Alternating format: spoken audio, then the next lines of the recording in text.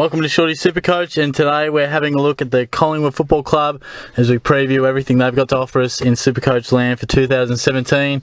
Now these previews, it's only December, so we take a somewhat broad look of guys who might have value to our sides, possibly breakout contenders, not so much your draftees and not really your obvious picks. You know, I could sit here and talk about 5 minutes worth of why you should pick Scott Pendlebury, but everyone knows what he's about. Everyone knows that. I'm not telling you anything you don't know there. But we are going to start with a guy that I feel is nearly as obvious, and that's Taylor Adams. And you're thinking, Taylor Adams, surely not, you know, what are you talking about, Shorty? But he's just got his defender status. He's a midfield defender, and that makes him super relevant. I'm looking down at my piece of paper, and all I see is absolute lock. You got to lock him in as far as I'm concerned, and I'll tell you why. He's priced around the 530k mark. You'll pay a reasonable price for him. He averaged 97 last year, only off 14 games, mind you. And he's one of those players that you're scrolling through and you're very surprised at how he managed to get defender status, because I know they do it on heat maps and where you win the ball and things like that, so it's no just guess. It's obviously down to the stats, but I must say I must have been watching different games at times, because you know, I thought he played predominantly through the midfield. But nonetheless, we'll take advantage of that and we'll lap it up, no doubt, because I feel he is an absolute lock. Wins the ball on the inside, hard contested player, averaged 27 touches, 4.5 tackles, 11 touches contested per game, and nearly the 5 clearances. So he's no stranger to winning his own pill. Very hard inside player. Does turn over a few clangers, but that's sort of par for the course. When you're winning the ball inside, you're going to get that a little bit. I saw recently that Collingwood's midfield was ranked number 1 by Champion Data, and I guess that's not super surprising when you look at the names. You've got your Pendlebury's, side bottoms, Treloar, Wells gets added to that, and then you got Taylor Adams, not to mention Crisp and Greenwood, etc. So it's not hard to see why they work into that category, and I know Adams will probably at times be pushed out to a wing or maybe a half-back flank. Maybe that's what happened last year. He won't be always in at the heart of the contest, but I certainly feel like he'll be there just as many times as probably guys after the top 3 of Treloar, Sidebottom and Pendlebury. I really feel like he's probably your next best, considering that Wells is probably looking like a pretty shaky trade at the moment. He's hurt his calf, he's struggling. You know, how much footy is he going to play? I'm not too sure, but Adams is a guy that I think should have been on our radars since his debut season. He's always looked like the sort of fella who could churn out big numbers just by the way he plays. He's got leadership credentials, and he's always been a guy who can go big. Now, obviously it makes it a pretty easy selection given his defender and dual position status, so I think we just simply got to lock him in. The only question mark, yes, he turns it over a little bit, but I think we can wear that just because you're going to turn the ball over sometimes when you're winning it so many times out of a contest. He hasn't played that many games from year to year. He averaged 97.9 in 2015, and 18 games he played there, which is his career high from, I think it's 4 seasons. So hasn't strung together the 20 games per year, but I don't think he's an absolutely injury-prone guy. I know he had troubles with hamstring and ankle injuries. They're not ones that are, you know, career-defining. You'd like to think that he can get over those, and if we see him having a good pre-season, injury-free, as far as I'm concerned, you throw him in the back line, you lock him in, as I think most people will do. You don't want to miss the boat there. And another one that has really caught the attention of quite a few people through the pre-season already is Brodie Grundy. I think we're looking at our ruckman and we're going, you know, Gawn and Goldstein, you know, that's obvious. I think we like to look for a little bit of point of difference, and maybe that guy is going to break into the next bracket. Grundy seems to be the real category and potential for that sort of selection, and we'll have a look why. It's not hard to see. He's a sort of mobile ruckman. Takes him a while to get going, as all rucks do, but he's progressed better than many do. Now, a big reason for that is because he can win his own footy. Wins plenty of the ball on his own, and he's one of those guys that loves to get in and under, a bit Shane Mumford style. You know, now he's sort of built up the kegs on the body. He's not getting pushed around. The number one ruck spot at the Pies is his. So they're all real ingredients for a very nice recipe next year for Brodie Grundy. Now, a few of the numbers: averaged 95.7 last year. 2015 averaged 90.6. So, he's gradually building, and it puts him in that sort of breakout contender category. Now, Witts played just the 2 games last year, and he's off to Gold Coast now. Another contender for maybe some ruck time would be Mason Cox, but I just don't think that he'd be influencing too much at this stage. Grundy is clearly their main man and will shoulder most of the work. You'll pay around the $5.20 mark for him, so you're obviously paying a reasonable price tag, but if you're selecting him, you're doing it with the thought process of that he's priced around that 95, and I can see him averaging 105 plus, maybe 110 if you're a real Brodie Grundy fan. What makes him good? He's not like your Gawn or Goldstein where they're just tapping it out left, right and centre, hit-outs to advantage. He wins a lot of his ball and gets around the ground very well. 17 games last year, or 16 games, where he had 17 or more touches, which is extremely impressive for a ruckman. From round 14 onwards last year, 8 tons in the final 10 games for an average of 107.2 and a low score of 91, which I think when we're looking at the numbers and dissecting Brodie Grundy, that's exactly what we're looking for there. He can be consistent. That's a low score of 91. I can't remember his high score, but he's not afraid of going big. Can go big, but he's a consistent ruckman.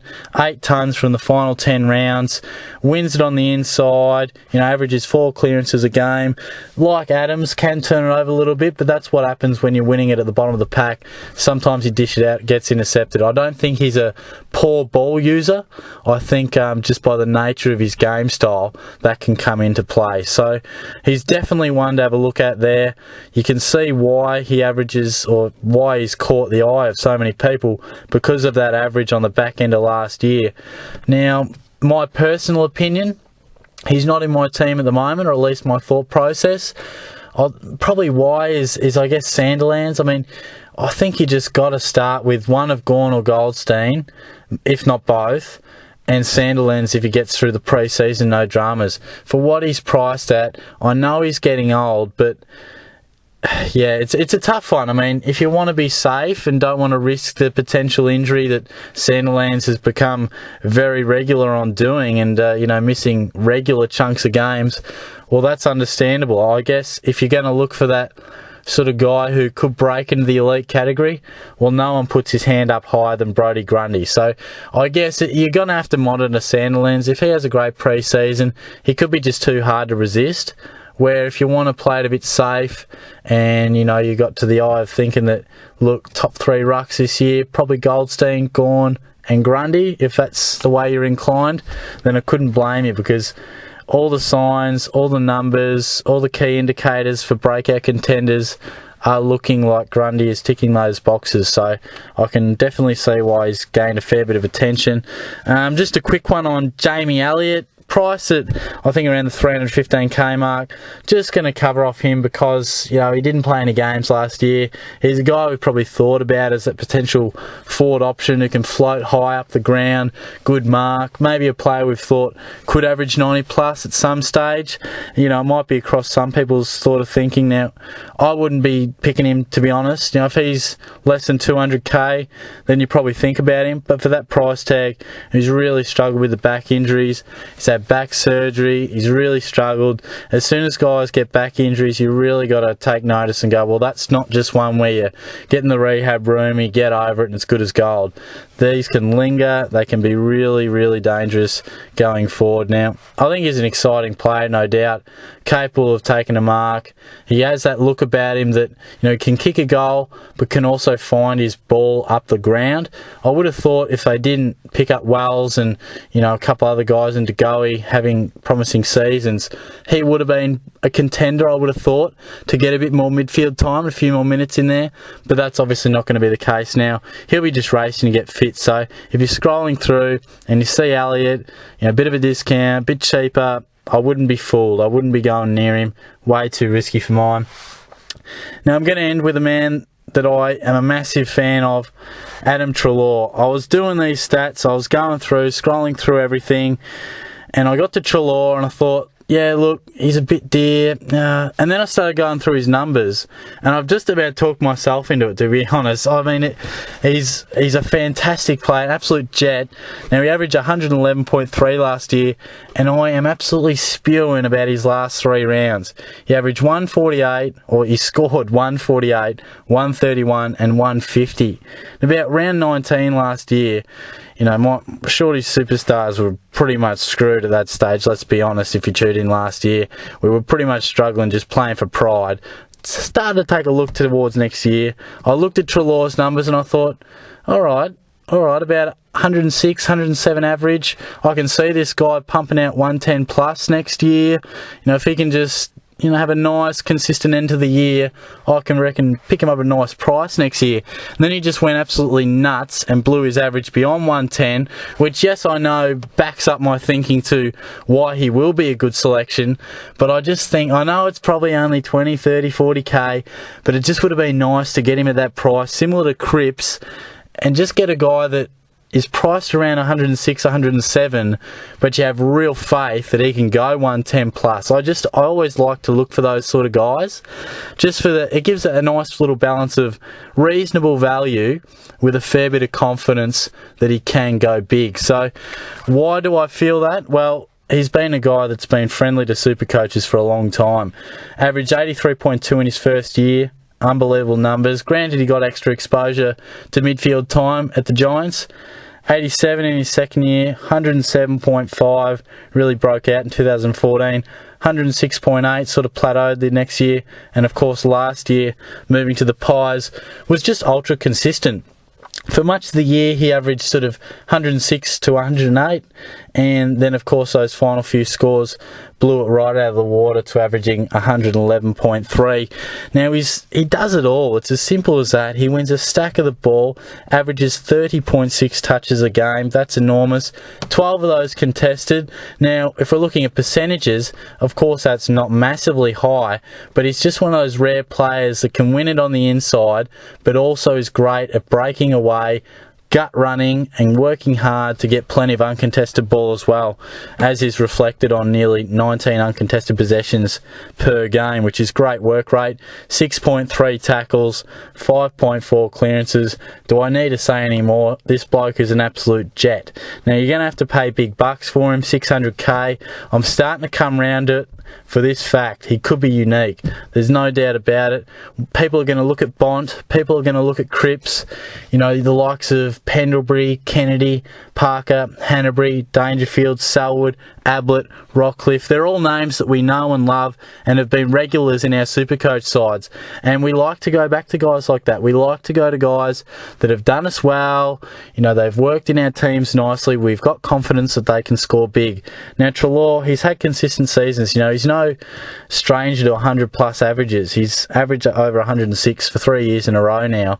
Of course, if we pay that sort of amount of money, we want minimum 110 average. But I think the kicker to Treloar is the fact that he could well be a unique option. Now, if there's any downside, it is that he can turn the ball over a little bit. Only averaged to 3 clangs per game, and I guess when you're looking at, if he's averaging nearly 31, then that's not too bad. He does have a very high ratio of effective touches. I just remember the one game where they pinched it against the Tigers in round 2. I think he had 7 clangers in that game, and from there on, people sometimes touted him as a poor kick, and I don't necessarily think that's true. I think because, you know, it was a Friday night game, much talked about, new club, 7 clangers. Sometimes first impressions last a long time. Certainly get that out of your system. He's a good ball user. I think he averages regular numbers as far as clangers go, no different, no more to any other midfielder racks it up at that sort of rate. And while we're talking about that Tigers game, it wasn't his best night, but what I liked about him, you know, he's had 7 clangers, game's on the line, there's 2 minutes left, he's running through the centre and he demands the pill. That's what I like about him. He got it, pumped it inside 50, and I think the Pies kicked a goal within 30 seconds. Brodie Grundy, of course, kicking the winner there.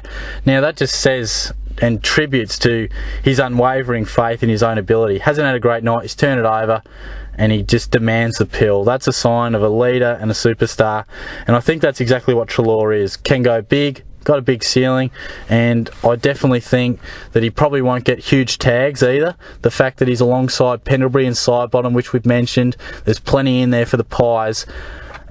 Here I go again, I'm talking like a crazy man about Treloar. I mean, this is what I was doing last night when I was writing out the numbers. I'm looking through them and going, I need to pick this bloke, you know. Maybe the fact that I'm talking about him so much, he's not going to be unique. Maybe I should have just shut up and talked about him for 30 seconds. But I'm trying to give you guys the honest opinion, and I really think while Treloar is not an absolute lock for me, he'll be very hard to resist. Mainly just because he is quite pricey. That's the only thing, you know, when you look and line him up against the guys that are around his price. There are absolute regular players that we know will do us well, but I think Treloar will quickly be in that category, and I don't think he'll let you down. He'll be right in the calculations when I pick my premium midfielders. There's no doubt about it. So that's enough for the Pies. A few good names there, no doubt about it. Let me know if you think there's any other options that you really like and want to pick. You know, there's quite a few names that we'll discuss down the track. You know, Sidebottom could also be unique, no doubt about it. And Pendlebury, of course, we'll talk about closer to the season. How's Wells' injury going? We'll talk about that as it goes on. You know, who's going to be the Pies rebounding defender? No Shaw, no Marley Williams, no Scharenberg. Potentially a spot to fill there. There's a few things to talk about, no doubt. But, you know, at this point in time, I just want to throw a few names around that you should definitely be thinking about. And I think those 4 to 5 guys are definitely ones that you should be looking at this point in time. Have a look through their stats and see how they fit into your structure. And let me know what you thought of the video as well. I always enjoy getting a bit of feedback from you guys, and feel free to comment, you know. I think it's really good when, you know, see some comments, and, you know, always a few good regulars that I like to see, and it's always great to see someone else that, you know, I haven't heard from. So if you're watching my videos and you haven't commented before, you don't have to say anything special, but just give us a shout out, and you know, I'm getting back to them every couple of days, no doubt. So yeah, it'd be good to hear from you. Subscribe to the channel, no doubt, that'd be great. Hopefully we can push beyond 400 in the near future. I'll be previewing, I think, Fremantle next time because I've already done the Bombers. So yeah, give us a shout out, give us a like, comment, subscribe as always, and I'll see you guys soon.